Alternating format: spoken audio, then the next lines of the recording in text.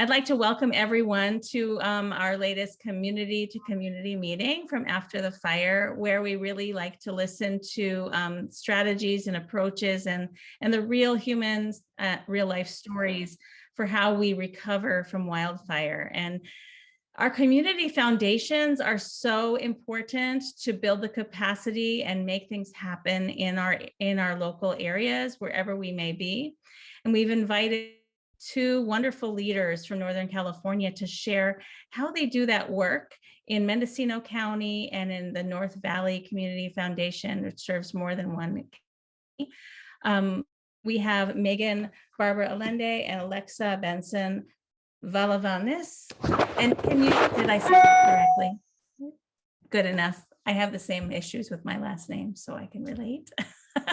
And really, we wanted to know, because these are largely rural areas, how does this work and how do you strategize as a leader? How do you build capacity? What are the needs at the time of the fire? What are the needs years later? And what is the role of the community foundation in that work for developing funds and programs to fill needs in the community? So thank you so much for being here. First of all, I would like to get us started by getting to know Megan. Megan Barber Allende joined the Community Foundation of Mendocino County in 2006. And she is the president and CEO ever since 2016. Her educational background was from University of Michigan. She has a MBA from University of North Carolina in Charlotte, and she serves in many roles in the community. She's a member of the Mendocino Latinx Alliance Steering Committee, the Health and Human Services Advisory Board, the League of California Community Foundation Board, and the Diversity, Equity, and Inclusion Committee for that group. For the National Conference of Growing Community Foundations. So many different things. Megan moved to Ukiah and has lived there for 19 years with her family and her children. And in response to fire, Megan designed a disaster preparedness plan and directed the immediate response to the 2017, 2018, 2020, and 2021 county wildfires. It never stops. Raised and leveraged $5.6 million and strategically deployed resources to rebuild the homes and lives of the more than 500 impacted households in her area within just 3 years. She strategized and implemented $3.8 million for COVID relief. And there's another disaster on top of the others, right? So to benefit individuals, small businesses, and the nonprofit sector in this region, which is disproportionately impacted by economic and health disparities. So welcome, Megan. We just really want to hear about what is Mendocino County? What are the needs? What do you do, Community Foundation of Mendocino County, in your work? Thank you for being here. Oh, thank you so much for having me. Okay, so just before this is the stats on the disaster, but just to tell you about Mendocino County. So it's the size of Rhode Island, but has about 90,000 people in it. So it's a large landmass. It has a coastal region that has some, wealth. It's a vacation area. And it has a wine growing area, but the rest of it is quite rural and economically challenged. So that's sort of the landscape of the county that I lead in this capacity. So our first fire, you can see, was in October 8th, 2017. And it quite a bit of acreage. 7,620 people were evacuated 5 days, which was a huge economic hardship. The area itself was close to the county seat, about 15 minutes out, which in the end was a gift because while we lost in the end 25% of the housing stock, it was an area that infrastructure could come in and touch. because that's another piece of this lovely puzzle, is that you do need firefighters, and they come with a lot of infrastructure to fight these blazes. And so for us, it was actually a little bit helpful because it was close enough that there were restaurants nearby, there was sewer, some of the things that we take for granted. So that was sort of the response effort. In the end, 402 families lost their homes, and you can see 240 were homeowners and 162 were renters. And most importantly, 71% were below the state median income in California, which is $67,000. And 26 were below the federal poverty level. So it was an economically challenged part of our county. We did lose 9 people. And honestly, those losses keep reverberating. 2 of them were young people, and the foundation just set up scholarships in their names and just awarded amazing young people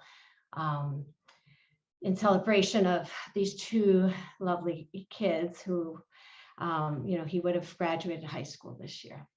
And that was probably, and Alexa and I, know this work, one of the hardest processes I've ever been through was setting up those fund agreements and talking to that family. And I think it would have been hard no matter what, but the fact that I had put so much of my heart and soul into the response and recovery effort, I just was, I was just grief stricken, and I was really struggled through that process in a way I hadn't anticipated. Beyond just acknowledging these teenagers are no longer with us. So I do want to honor those losses. The other loss that was interesting was a planned gift to the Community Foundation. We lost a woman who had already intended to give us a gift, and her caregiver, they could not get out of the home. So these losses touched the foundation, but they also touched the community. Everybody somehow had a connection to those 9 people. It's a small enough community that everyone kind of knows each other. And so it's not like we lost people and it was some other person. And again, in contrast to Alexa, we'll talk about her sizes on all of this magnifies. And I can't even imagine the collective grief that was in her community because of that. But in ours, I do want everyone to understand how much it just impacted the county.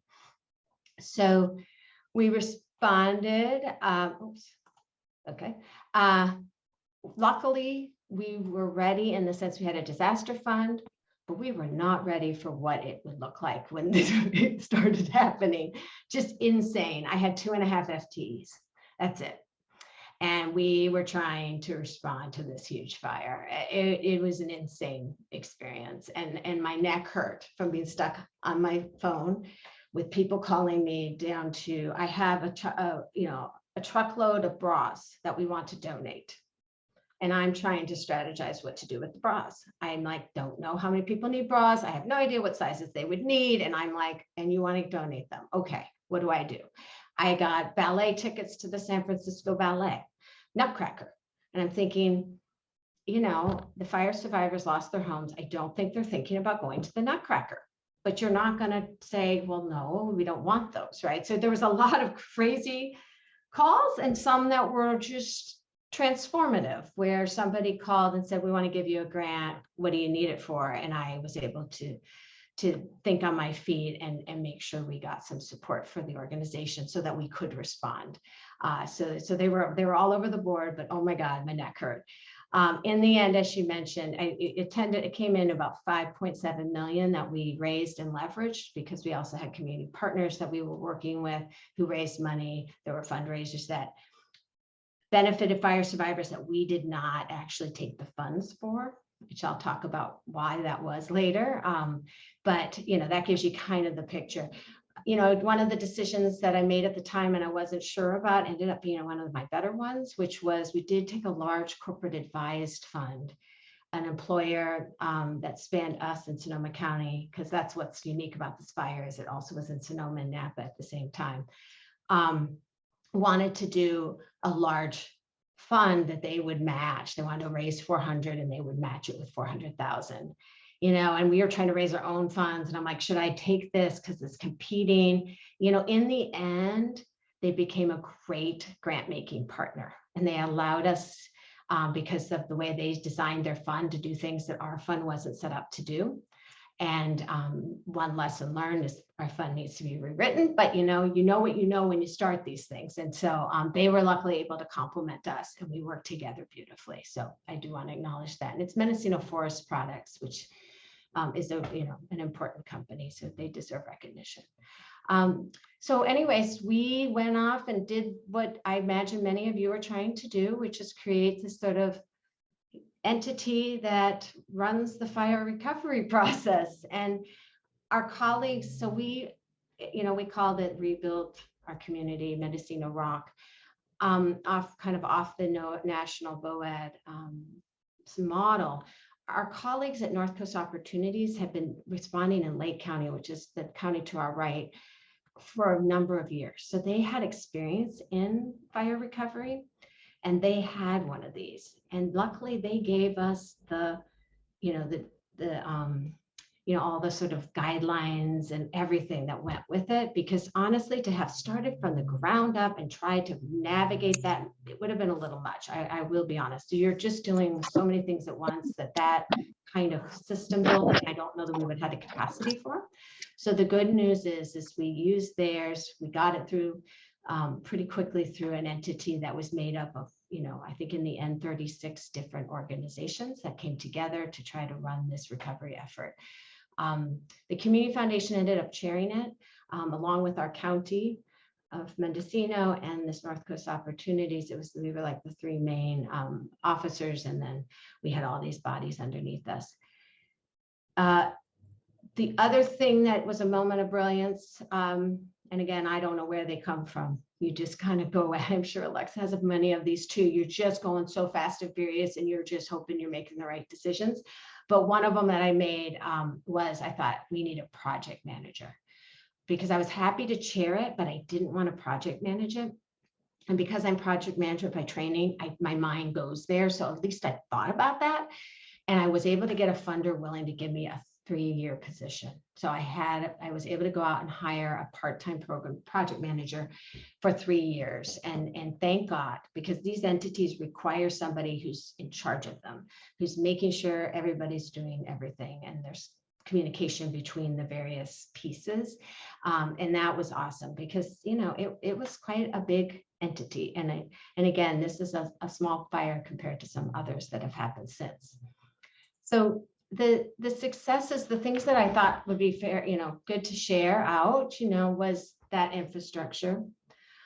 We also got case management really quickly. And that's because the County of Mendocino actually gave us some of their case managers who could, and that team knew about all that government support in a way that fresh disaster case managers won't know. So they knew how to get people CalFresh.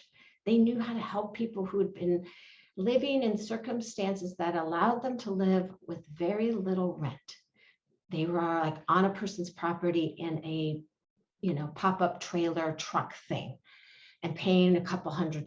Well, all of a sudden that reality is gone, and that person needs a new place to live. And they were able to kind of help those folks figure out how to get into the system and acquire some of the benefits that they deserve. They just didn't know how to access. So that was a gift. And then we got some money, some of that same money that I had pulled in for infrastructure. We got case management right away.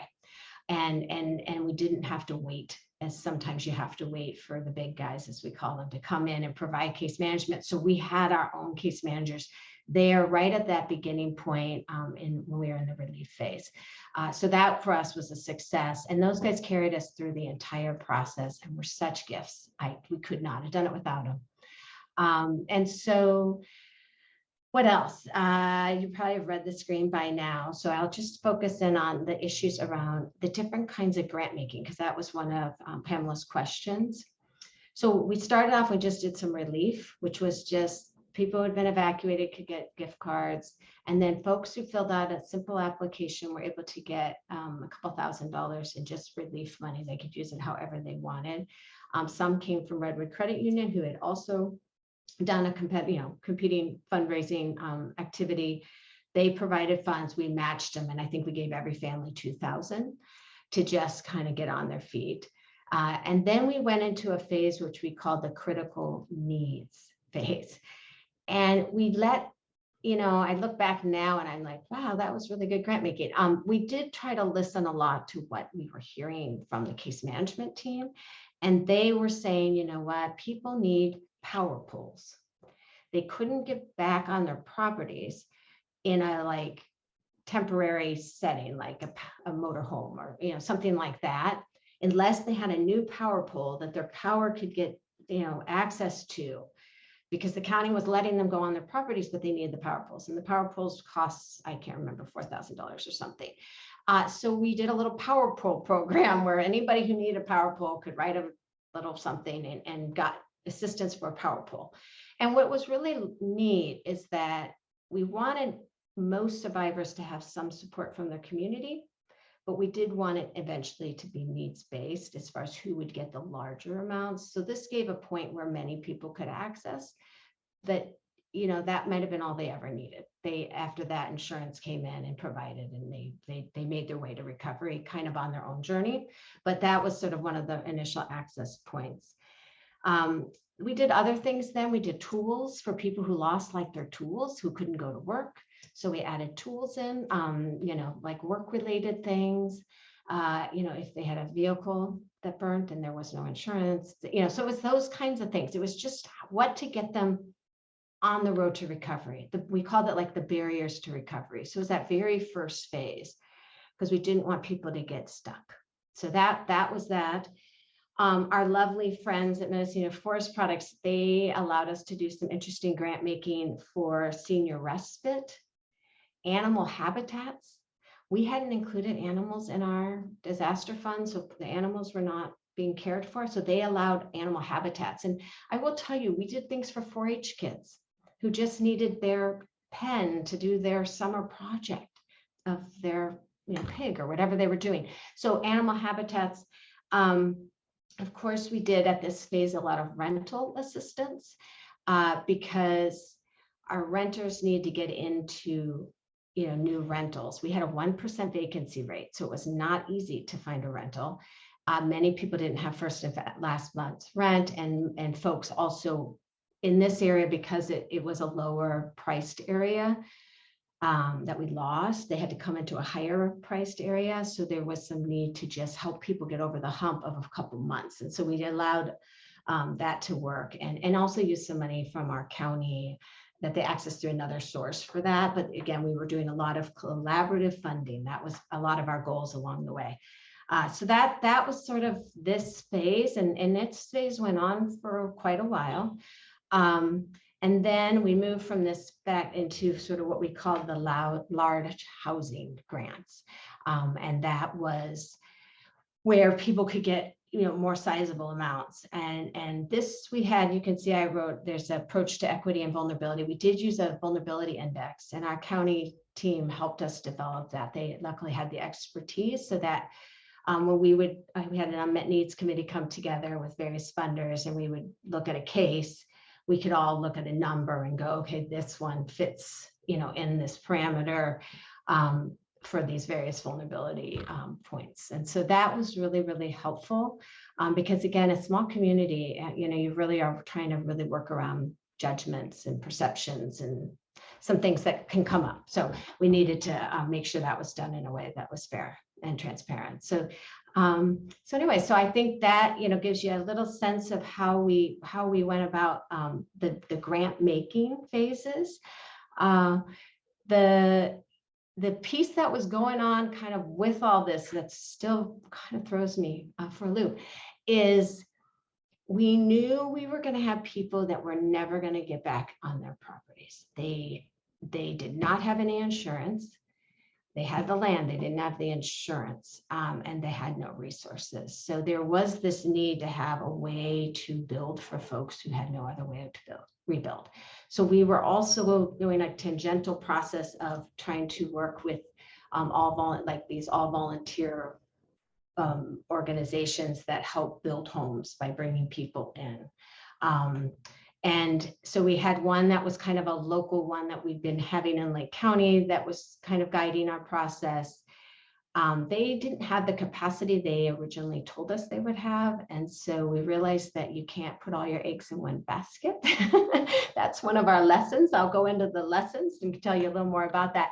But yeah, you can't have all your eggs in one basket. So we realized that. And thankfully, we had another man in the community that said, well, I want to also use this model of a home, which was a pretty, small, pretty simple home, but that could get rebuilt for about $100,000 in California with code, especially post-fire code, was like pretty economical. So if you could get all volunteer labor, right, you could get a home built pretty well, easily. So he was willing to do that. And he did more of a workforce concept. So he was paying in people, but it was folks that were maybe retraining and trying to enter the trades. So he was like team 2. And then eventually the Mennonites came, and the Mennonites were a gift. And I think Mennonites showed up in Alexis territory as well. We love the Mennonites and they deserve huge recognition. But we ended up using 3 ways and built, I think in the end, 18 homes. I think it's something like that, through these different ways. Plus the one gentleman that helped us, he did a lot of little projects and touched a lot of homes. And so again, we expanded our ability to help people by having these various groups of folks. And the other thing we ended up doing, we had a real labor shortage. So we ended up teaming up with our local high school and creating a program for young people who would learn about the trades and then graduate and spend 2 weeks on a build site and get paid in hopes that they might enter the trades. And those guys ended up building for fire survivors. And that was a really lovely, amazing experience, I think, for everybody involved, because again, these kids did have the real life experience of people they knew. And the second class even had a fire survivor in it, which was very neat that he wanted to do that. And unfortunately, the 3rd year got cut by COVID, and I was disappointed by that. I was really hoping we could keep that going. But so that was also really helpful because we needed the people, because again, all of a sudden, there weren't all these volunteers that maybe in the past are available to run around the country and the world to do volunteer building. There was competition and there just weren't a lot of people. And so we ended up having to get creative on how do you find actually even the volunteers to come in and build on these sites, even if you have the infrastructure and the people. And that's why when the Mennonites came, that was super helpful because their reach was still very extensive. We just had to send them off on the very front days of COVID, but thankfully, mostly everything had been done by that point. So it was okay. And those homes got built. So, that was one of our learnings. I think you see the other one in here, which is, I think it's in here, which is don't wait for the big guys. I think there's a sense that you start this thing and you think they're going to come, which is, who is it? Red Cross. It's the, I don't know. It's all those people that you think are going to show up. Well, it takes, and UMCOR is another one. It takes those guys quite a while to get everything in place to show up. Like Red Cross, of course, comes in that very immediate phase and they leave, but the other guys, they take a little while. And if you just wait, you got a lot of people hurting. And so I think that's one of the things, what you have to figure out how to help people with the emotional support piece right away. And we did a lot of really, I think, important projects for that. A lot of art projects were really helpful for healing, murals and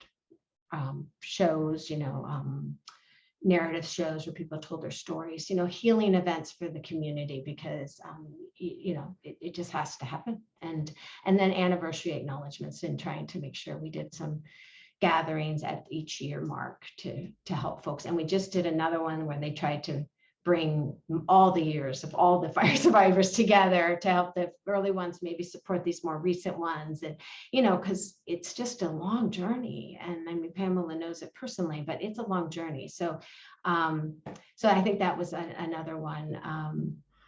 And then I think the one thing you had asked sort of to talk a little bit about the in-kind monetary, the whole fundraising thing, we were really lucky that we have a woman in our community, Danella Sands, and she sort of created her own entity to deal with the stuff you know, that the in-kind and non-monetary donations, which if not managed becomes just overwhelming.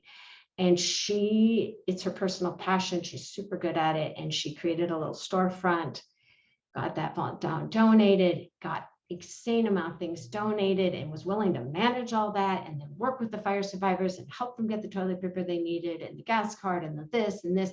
So she took that and owned that in a way that was extraordinary and continues to do it. And it's hard. I mean, one of the questions was about funding. It's like, how do you fund that?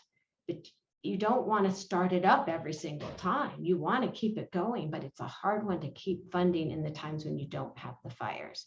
So she's struggled a lot in that area of like, how do you justify that? And I really appreciate her persistence and maintenance of this entity, because we continue to need it each summer. You know, it's not like we got to put it away. So that for me is huge. You have to have a strategy. Otherwise, you can just get buried in the stuff. And that did happen in Lake County. They just got buried in it. So I'm really grateful that that learning had happened. She'd worked in that fire. She brought that knowledge into our system and owned it and dealt with it so beautifully. And if anybody wants to know her or meet with her, just email me and I'll make a connection, because she's really talented. So, and then, you know, I think just because you really, from a community foundation perspective, you just can only do so much. And for us, dealing with all of the donations that were coming in monetarily was huge. Our systems weren't built for it. We had to bring volunteers in. I mean, it was just overwhelming for us on that level. We realized we had to steward the funds, which meant we needed to have a strategy, because it wasn't like it was going to go in and out. COVID was much faster in that respect. We knew this was a longer haul, so there was a whole thing that went with that. Our hands were full. And so I'm glad that I wasn't, after those initial phone calls, that I was able to tell someone to call her instead of me about the random things they wanted to donate to the effort. So the last little piece of my talk is just kind of, you know, how did it impact the community foundation? It raised our visibility as a community leader, which was great in many, many ways. It was great. But as you can see, we had 5 more fires. We just are in the middle of finishing our strategic planning process. And I was like, so are we going to do disaster response? Like, because we've got to own that now as a strategic priority, which means we have to staff it, because we can't do it the way we've done it, which is just an over and above on everybody else's current job, which is why it's been so tiring for the last 4 years, or almost 5 now. So, so that was one thing. The other thing, and I think this happened to Alexa too, which is it threw us into a time of incredible growth as an organization. That visibility suddenly translated into just an incredible amount of new business that all of a sudden, and if you're not familiar with our business model, it's complicated, but essentially we're built with a bunch of different funds that get funded by, you know, a donor, which could be a person, a community, you know, a business, a group of people. I mean, it's a term that's used, but all of a sudden we doubled every part of our business in the same 5 years. We suddenly have twice as much in our assets. And this is even after putting our disaster money out the door. So our permanent fund base has doubled. You know, our number of funds has doubled. Our number of grantees, our gifts, I mean, every part of the business doubled, which is just an extraordinary amount of growth to handle in a short time. And then all of a sudden we've outgrown our staffing, our operational systems. And so there's a need to right size the ship is sort of what we've been working on. But we are a planned giving model. So one of the things that also doubled was our planned gifts, which means we have the potential now to double again in a pretty short period of time. So we're also now trying to go, okay, we got to prepare for the next potential phase of growth. And so it's exciting. but it's overwhelming. And when you have a team that's had to work this hard for this long, it's a little much.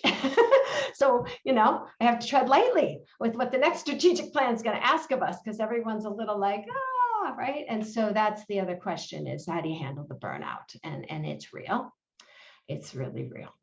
And Lex and I got hit with a pandemic on top of it. And I imagine her staff's a little bit more minus, which is, it's really tired. It's really, really tired.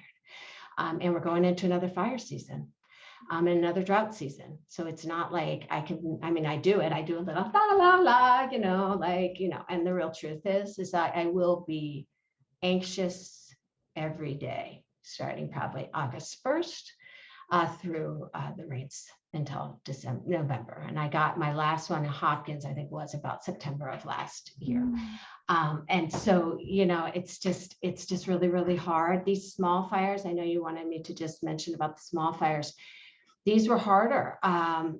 We lucked out with 2017 because we had Napa and Sonoma, and we were big as a result. So we got a lot of those federal declarations and things. Also, we benefited from Napa's worldwide notoriety. People knew Napa. And luckily we collectively had a fund together at Silicon Valley, and they were kind enough to consider equity and made sure Mendocino County got a nice chunk of it, because we had a more limited reach to fundraise. We also have a much smaller team to fundraise with. So they were great to help us. But these X fires, donor fatigue was very apparent, even from our local community. What they did for 17, extraordinary. I had coins that I was moving from my building to the local bank. It was insane, the amount of fundraising that went on. Not again. There's been no community fundraising since then for any of these subsequent fires, and in the same sort of way. So that's what's really hard. This Hopkins fire, the one last summer, it got both the 2020 and 21s got declarations because there were other fires. I think we somehow found our way into Alexa's situation. I don't know how it happened, but we got the declarations so we could get the cleanup, which was really valuable, but we never really got much else. And so, and all the subsequent fires, we did that immediate relief. We did critical needs. We've sort of stayed committed to that phase. Open August, I think we did one large housing grant, but only one. And Hopkins, again, I think we're pretty much sticking with, we did immediate relief and we're doing critical needs. And I think that's all we're going to have money for, and somewhat because the money is sort of just not there as much now, because it just keeps happening, so there's fatigue. And that's hard because we know this is flagged to be a very difficult season ahead. Yeah. And I don't know where it will come from. And then we competed with COVID for 2 years for any other disaster funding. So that's kind of those are my final takeaways. But I am absolutely happy to, be a resource to anybody who's going through it. If you ever just need an ear and just want to talk about where you're at and what you're going through, or any way I can help strategize or share my experience, I'm fully and willing to do that. There's like no other experience. Until you've been through it, it's really hard to know what it's like. And then once you join the club, and Alexa and I are in the club, and Carrie up in Shasta's in the club, and Susan down in Santa Cruz is in the club, and Vanessa down in so Ventura County. There's a nice club of us here in California, and I do know that we all are willing to share and give our expertise in any way we can to help others going through it. And our heart goes out to everybody. I just, every time I hear the fire, my heart goes. It's just so intense. So totally. Amazing. It's a club nobody wants to be in, but the fact is that you don't want anyone to have to make it as hard as it was for you. And I think, our organization, that after the fire, that's our whole point of existence. And so thank you so much for sharing. What I heard from you is that you are listening to those fire survivors through your case management. You are listening to what the real practical needs are at the moment and trying to come up with creative programs and funding to fill those needs. And then also thinking ahead and building an infrastructure so that you don't get broken, and even though it's, your energy has to last, and having that capacity to move forward and plan. I really hear your wonderful leadership in that role. So thank you so much for sharing. And I know you mentioned Alexa's name many times. I can't wait to hear what Alexa has to share. Let me tell everyone a little bit about her background. She is the president and CEO of North Valley Community Foundation and has been in that role since 2005. A Chico State grad. She also worked in business development internationally in China and did some nonprofit development in Guatemala as well.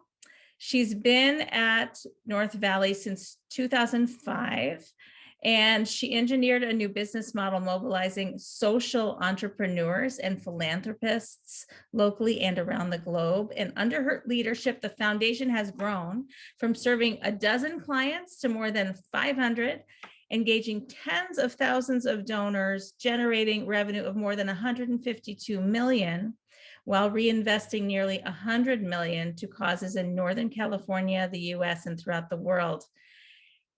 On November 8, 2018, we know that date, Alexa transformed North Valley Community Foundation into the lead philanthropic organization in the Camp Fire relief and recovery effort, and since has built a COVID-19 response too, to help slow the pandemic and provide relief to at-risk populations. And to date, according to Alexa, your website, North Valley Community Foundation has granted more than 53 million for wildfire recovery and mobilized more than 3 million for COVID-19 response. So thank you so much for taking time from your busy schedule to be here, Alexa. Welcome, and we'd love to hear more about how you lead this organization and these fund projects. Okay, thank you. Thank you for that. Megan, it was so wonderful just to hear the synopsis and all the amazing work that your organization's done. So thank you. Just a time check. Do we have about 20 minutes? Yeah. Take whatever time you need. Yeah. Okay, I just wanted to know if we get to engage. I see all these sweet names on my screen, and I just wanted to be sensitive to rolling right into the stats and data on our fires, because of course it is overwhelming, you can imagine. So just like give me a nod or a look or whatever, because I'd love to hear from people on the screen if that's part of this discussion. That would be awesome. If they have questions or whatever. Please put questions in the chat if you do have them. Awesome. Okay, so I think just to begin, I might note that the way that we built the North Valley Community Foundation was really an organization that wanted to go toward the suffering in the community and in the nation and in the world. So in 2005, our idea really was to listen to the community members that we could find and hear what they wanted to do. And it didn't matter what their geographical location was or where the suffering was. So for me, I was 29 at the time. That meant, since I was the only employee, that I was literally just cold calling and running, sitting in cafes and doing all the things I did internationally to start conversations and hear what did community members want to do, whether it was to help the kittens on the ridge or whether it was to build wells on the continent of Africa. So that was our model, our business model for 15 years. So everything is pre and post that dreadful day on November 8th. But our business model was to listen and create insanely innovative and creative models around our community members' hearts. So we had really a decade and a half of building trust and respect and care with our community members. And it's a 4-county region, so Butte, Tehama, Colusa, and Glenn. And our work as of 2018 was all over the globe. We were making, we were underwriting organizations in the south of India. We were again on the continent of Africa, but we were also really ingrained in our community and dealing with pretty much any issue that was in the heart of a community member here. So 2008, that dreadful day strikes, and we had not been in disaster response in any capacity. I had a staff of 6. We were all part-time at the time. And just based on what was in the sky, we knew something terrible was happening. And because our model, and because I had recruited people that had this mission in their heart to reduce suffering, it wasn't something I sold or gave them, that was theirs. I had a small group of people, 5 board members and 5 part-time staff, who knew that on that day, we were going to do anything and everything in our power to help. That turned out to be something we could never have anticipated. We had 57,000 people leave their home and not return for years. We had absorbed those numbers of people into our other communities, so Chico in particular, overnight, which meant there was a complete, every system that was in place was overwhelmed. Every amazing nonprofit that existed prior to that moment became completely overwhelmed. The counties, the cities, every entity that you can imagine going, I know that's there, but I don't have to think about it, but I can count on it, completely became overwhelmed. And what we decided to do was just dive into immediate emergency response, something we'd never done before. So we became a call center. By default, we became a call center, and we were listing what shelters were available, how many people they could take, all the things that you can imagine the emergency responding organizations to do, the North Valley Community Foundation did, because and part of the reason of sharing how we became who we are is we were known at that time. We had 15 years of building relationships. So people said, call them, they'll tell you where to go. Well, we didn't anticipate, 60,000 people needing help and care all at once. And nobody could have handled that. No organization, no city, no government entity. So for the immediate days after the fire, we, within an hour and a half, we had a fund opened. Within 3 days, we had deployed our first round of grants to keep all the shelters open.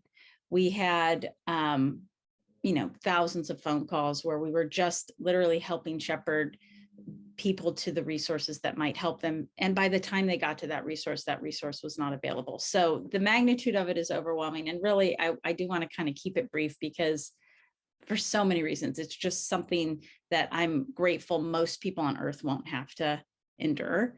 And for those that have gone through it, it's just a traumatic event, as you know. So all to say, we were in immediate disaster response, where we were just listening to the community and responding for over a year. So the idea that you'd be in emergency response for a year, I think that happens when you have something as overwhelming as an entire structure of a town died that day. The whole thing was gone.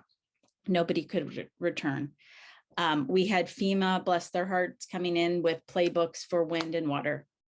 And wind and water was not the playbook that we needed. So we needed community housing down the hill. And so we were weeks and weeks behind, I think, maybe other disaster responses. What we ended up doing was identifying early on that case management was an issue. So the government sent in, I think, 6 case managers, 57,000 people we didn't know where, we didn't know what they needed, and we didn't know how to help them, as a community. And so the Community Foundation quickly started doing things like bringing all the nonprofits together and getting grants to them so they could start onboarding case managers. We, one of our first significant grants was $1 million to the school districts, and we started placing counselors in the schools because the children were in very traumatic environments and there was no one to talk to, and their parents or caregivers were in an absolute state of crisis. So we went with like the most basic way to stabilize somebody, which was to make sure they were safe as best as we could. The Community Foundation wanted to make sure there was a shelter or a place they could be where they had water and food. And then we immediately went to the schools, knowing that the schools would be essentially the care providers. And we needed the kids back in the schools because parents were trying to figure out what was happening and what the next move was. So we started putting hundreds of thousands of dollars in the schools so we could hopefully help stabilize the teachers and the caregivers there, because we were in a collective state of crisis and trauma at a level that is just, it's even hard to look back. I think that was one of the most critical things that we did, was have those partnerships with the schools in place, because now all of a sudden we had direct access to the needs of the survivors, or the needs of the victims, or the needs of, however they identify, because that's also an important thing. We started listening to them, and it was things like, well, that's great, this child is in school, and thank you so much for your care, and we're getting grants, we're getting response dollars, but I have a 3-year-old and I can't try and find a job now, and I can't try and find a place to rent. And we had zero, availability of a housing stock. So we started doing things like pop-up daycares and making sure all of that was funded, just so that the caregivers had 5 minutes to try and figure out what to do during their day. So we went with the basic human needs, which is, I think, a really natural default position, but we had never done anything like that. All at the same time, you have tens of millions of dollars flowing through, which requires a tremendous amount of work on the staff. So we're also, most of us were displaced. I didn't return to my home for many weeks because of the fire. So you have all, on top of it all, because it is our fire. It was our disaster. Many of us were also survivors of the event. So I think we just started to take it bit by bit. You touched on it, of course, Megan did, but we just continued to listen to what the need was. We had no interest prior to this of redesigning or lifting up or building a case management system. It ended up being the case. I'll never forget, I was talking to the highest level that you can get to in our government, and it was like, well, we've sent who we can send, and it was 6 people. So we understood that at a local level, we had to mobilize case management, because without case management, you have no access to the people. And without access to what they really need, you cannot design strategic, effective grant programs. And so we went all in on case management. But what has turned out to be the case 3 years later, 70 million raised, 53 million deployed, all of those things, and just thousands of grants, thousands of nonprofit organizations that have been supported in the process, is we've now been able to look at so many of the things that were hidden in our communities that were exposed by this fire. And in a rural community, we already were at the top of the worst chart you have, which is adverse childhood experiences for our children. So we already had so much trauma, but a lot of it really, truly, other than those amazing, champions that are in youth development all day, every day, and are like trying to get our attention, the vast majority of our communities were not dealing with some of the most critical problems that we face. And this fire made it all front and center. And for that, I am grateful that we can see it, and that we can never turn our back again on those kiddos and what their needs are. But one thing that came to mind in terms of how we respond is hi, my 8-year-old just walked in to say hi, because we are on a COVID shutdown at the office at the moment. But just in terms of our response, we now have a mental health and wellness focus at the Community Foundation that we've invested millions of dollars in. We now have, of course, we had to grow to a staff of 25 to manage all this, but we have 12 on-call clinicians that are the first call in an emergency room suicide attempt. A Community Foundation staff member.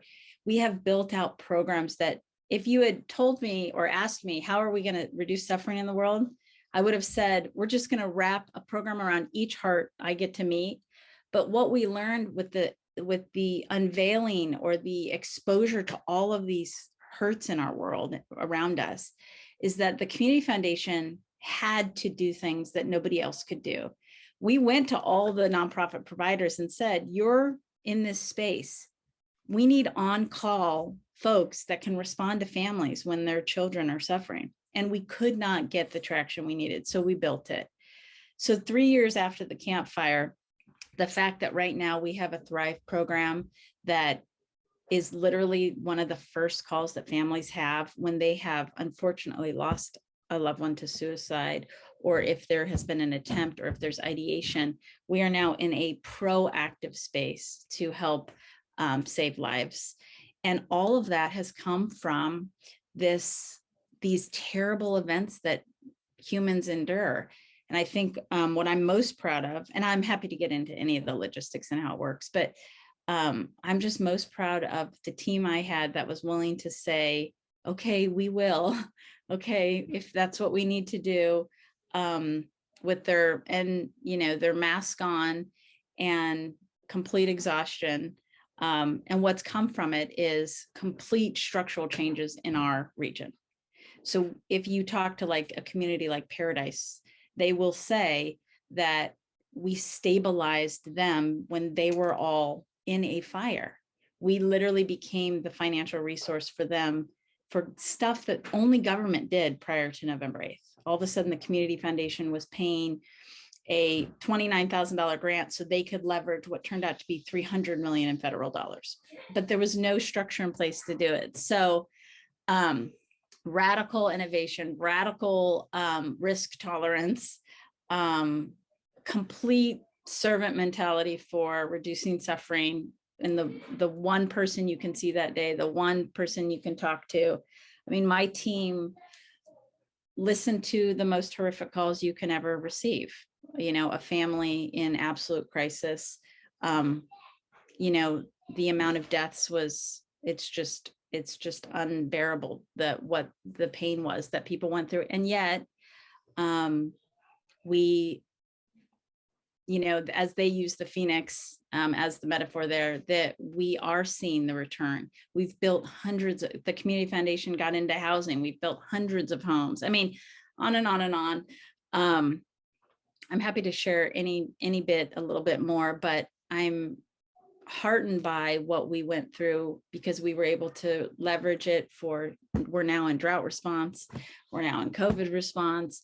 And so the lessons we learned, we've been able to be far more proactive and far more efficient, I think, at reducing suffering than we were before. The way I like to think of it, just in my own journey, is I always wanted to reduce suffering on the planet, but I just never knew it was going to be at our doorstep. And the magnitude of it was going to be at our doorstep. And I think the discipline of our servant mentality and our listen and just do what you can. And if it destroyed this little enterprise I'd spent my entire adult life building, I was willing to sacrifice the North Valley Community Foundation for the fire if we could do good during it. But we had an angel arrive for us, and that was the California Community Foundation. And they understood that when I said to the community, we'll only take 1 penny on the dollar, when I thought maybe we'd raise $1 million, they understood, that Community Foundation understood that we would not have survived the campfire without their help, so that we didn't have to ask donors, so that we didn't have to tackle the myth of overhead, so that we didn't have to tackle all these other things at play, that we could just be caretakers for the nonprofits, for the government, for the victims. So I could talk about the brilliance and the support of all these corporate partners, of collaborative funding models, and all the wonderful things Megan kind of did a deeper dive on. But what I would say is we needed an angel, and they appeared through the California Community Foundation. They gave us the resources we needed so I could build out a team of, witches and wizards and magicians. And we only survived the campfire because people outside of our community came in to help. And because everyone in our community said, well, I make beer, so I'm going to make beer and sell it. Well, I know how to build houses, so I'm going to build houses. Well, I know how to be an innovative, creative, risk tolerance leader, so I'm going to be that. And everyone did what they could do. And I think that's the only way you make it through a situation like that. So I feel like we spent 15 years getting ready for the campfire without knowing it. And we put absolutely everything on the line. We couldn't do everything, but I think, the history books hopefully will show what we were able to do, and it'll be focused on reducing the suffering right in front of us and taking care of the sweet children and the adults all around them. How did you know how to set up that infrastructure so quickly? Was it the community foundation that really helped you, or because you had been around for so long, you kind of already had those pieces in place? So we just built it as we went. I mean, I hate to say that because I think it's the worst model and I wouldn't want to promote it. But what we did was I knew to open a fund because that's what we did. Right. And I knew the importance of local partners because I love human beings. So we were partnered with everybody, you know. In terms of the structure, that just emerged as absolutely how do we do this now? Yeah. With the amount of question and scrutiny and why is the money going there when everybody's needing some of it? What we had to do was build a structure that was 100% transparent. So every grant we made from day 3 of that campfire, every grant was in real time posted on a website. I didn't know the workload I was creating for my staff. I just knew everybody had to see where every penny was. Yes, that's really important. A low trust environment, obviously, because you're in fight flight, you're in shock, we all were in a state of panic. So we did it as we went. It was one of the things that was really eye-opening and heart-opening for me was weeks later, like as the people that do this for a living start to show up, they'd say things like, oh, this is this stage. And I thought, where the heck were they? Like, Yeah, right. wait, there are stages of this. They would say comforting things. They would say, well, in 6 months, you can expect this, even in the disaster that no one had ever gone through, like a campfire. They had enough experience with disaster to know things that we could never have known. But in terms of the structure, we looked at hurricanes. We looked at the worst of the worst, knowing that if they could do it, that we could maybe extract pieces of it, because we could not find a disaster like what we were facing. There was nothing that we could see that was the complete obliteration of a community and having to absorb 60,000 people overnight. So we picked and chose what we thought would be the most helpful from the worst disasters in the world. And then we kind of reverse engineered it, which is our model. And then as we did it, we just constantly stress test it by the nature of the work and refined it and refined it and refined it. So we had a citizens committee that was making all the decisions rather than asking my board to do it. We built internal structures. We brought in experts from everywhere. We built it as we went. But for me, as a social entrepreneur, that I'd done that for 15 years at the foundation anyway. So it was natural for our staff to build something from scratch. What was not natural was the trauma we were in and the suffering we were holding, because we talk about ourselves and have for 17 years as humanitarians, not as grant makers, not as philanthropists, we are humanitarians at North Valley Community Foundation. And so we just used that human model. And that meant no matter how many times people said, oh, save money for later, our charge was, if we can deploy this, if it will reduce suffering today, we will do it now. And of course, you can't spend $70 million on individual cases. So we had the money for housing. We had the money for case management. We had the money for emergency response to prevent youth suicide years later.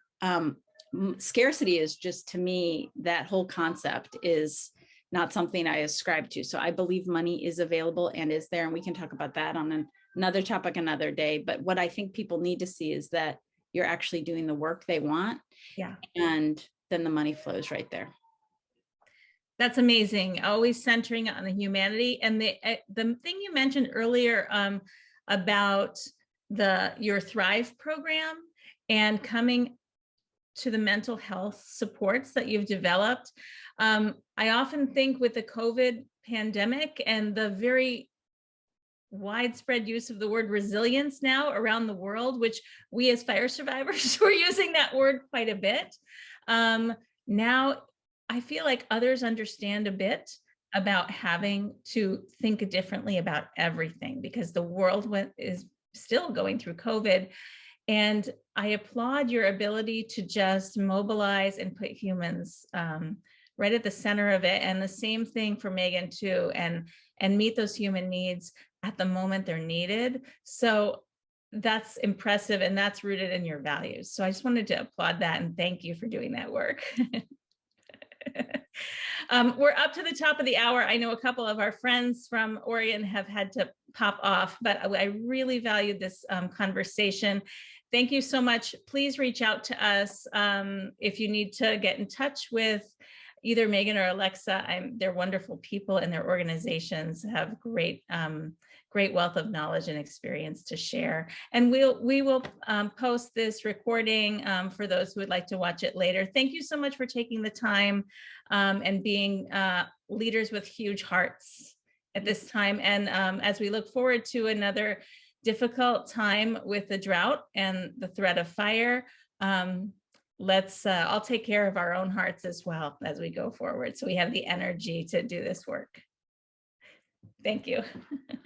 Oh, she has. I have a question give a quick before we question. leave. Yeah. My name is Mary Lou Hazelwood, and I'm actually in charge of the Unmet Needs Committee for the wildfires in the San Diego Canyon. And I would really like some input from whom you solicited your grants. We could use some grant help at this point. Our funds are somewhat dwindling, and we need to find some new benefactors. So if I give you my email address, could you give me some ideas about whom we might contact for some grant or some donations that are, national, not just California, but maybe in Oregon? Mm-hmm. Would you be willing to do that? I'll put it in the chat quickly. How's that? That sounds good. And I will have a gal on our staff, Kim DeFore, contact you directly. She'll be the best person to talk that through with you.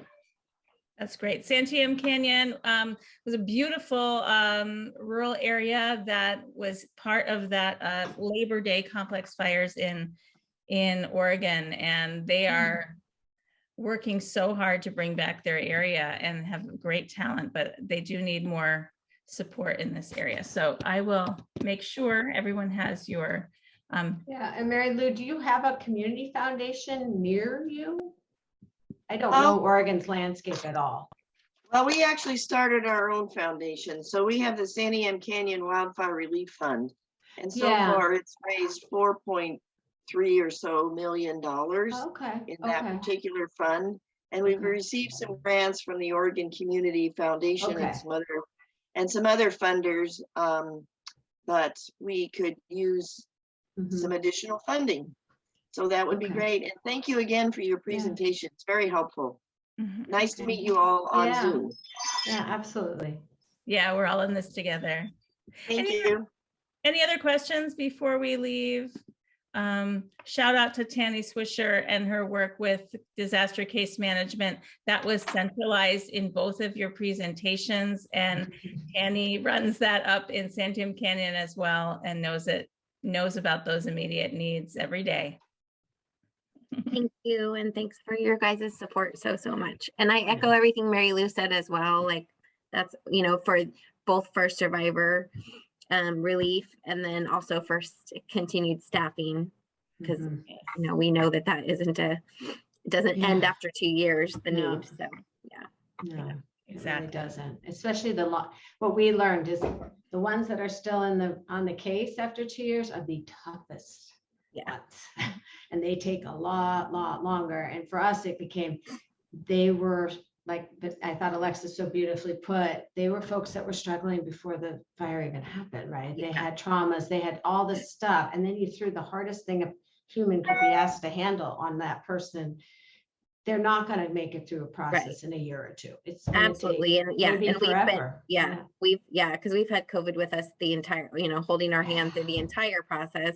And now you have the housing, the cost, 50% higher than even when we started as far as construction and the supply issues. And so, kind of the triple threat there. So, well, and really emotionally exhausting work you do. So I commend you for it. Thank you for sticking you with guys it. as well. So it's good to hear, fellow people that kind of feel the same way. It's like we just started doing it and hoped we were doing it well enough that it would count. And so Thank you. Yeah. Well, one thing I want to, just in addition to saying thank you, because now when I meet a case manager, I didn't even know those words, before. Yeah.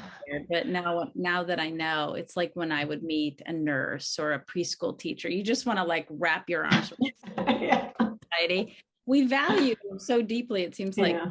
the ones that are loud and they race in with the trucks blazing, and rightfully so, but all those that just care for the trauma and the suffering. So thank you.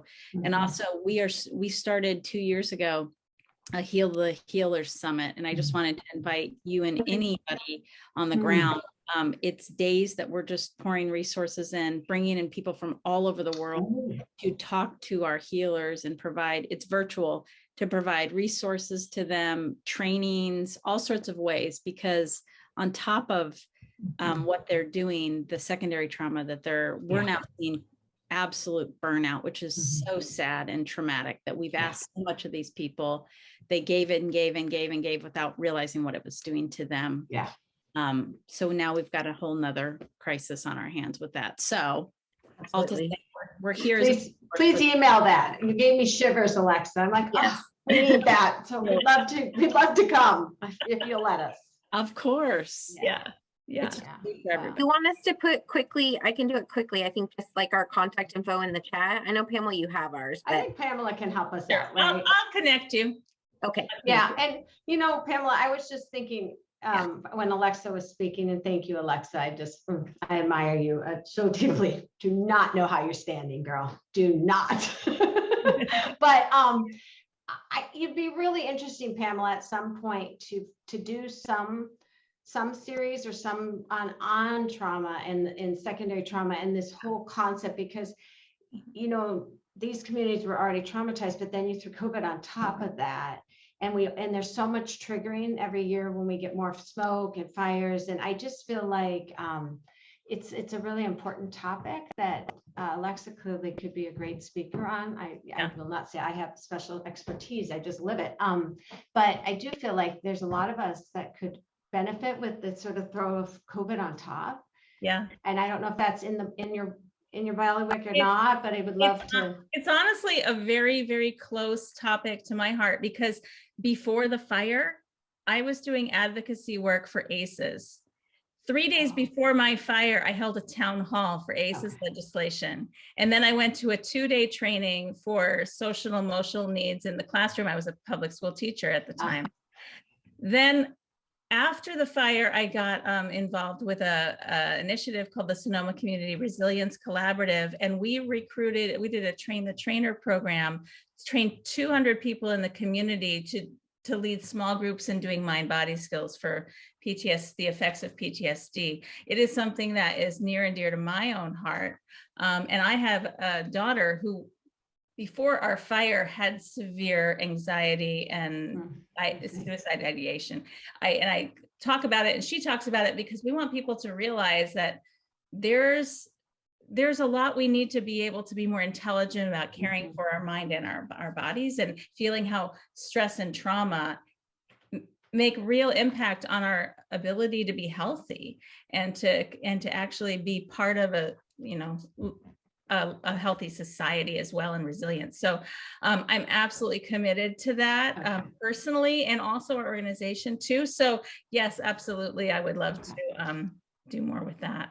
Any way that the community foundation can help underwrite that or support that. The one thing that emerged as the thing we will never look away from after the fire and after the homes are rebuilt and after hopefully people are back on their feet is all of the hidden traumas that we didn't have access to and couldn't see.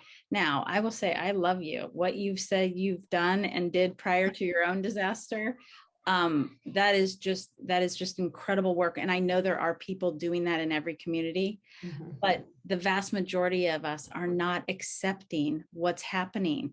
And now post-COVID, our children are suffering. And they need support, and so are their parents, and so are their caregivers. So I just hope we never become desensitized again to this, like it's their problem or their thing. The community foundation here won't, but I think we just all need to elevate the voices of those children and those parents that are brave enough to talk about it. it is mental health and wellness. And as we all know, mental health is also nervous system health and everything else. So Yeah.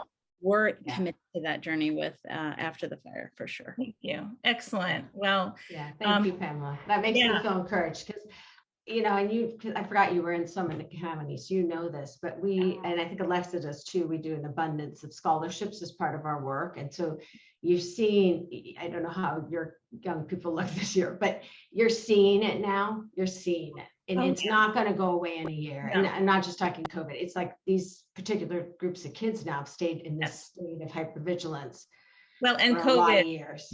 COVID Yeah. didn't make it better. And No, my so. local, I'm part of a group called Coffee Strong. My neighborhood burned down and we started a small nonprofit to help our neighborhood rebuild. We had some funds that we had raised. We wanted to pay it forward. We supported that same mental mind body skills program that I mentioned earlier in embedding themselves into 2 of our local elementary schools over the last spring semester, helping kids and with the teachers watching so that the teachers could do these same practices or skills or exercises using your body, focusing, clearing your head, because the behavior was off the charts and bizarre, according to the administration and the teachers, and they didn't know what to do. How can we help these kids? They can't learn because they couldn't function. So they saw immediate results with that. But again, the funding for it was very limited. It was a small pilot. But I believe that was probably in every school. I mean, those were just our local schools, but probably every school was having that same problem. Yeah. Anyway, thank you all for being committed to helping people. The people are at the center, and let's all be safe. And thank you so much. Thank you. Bye now.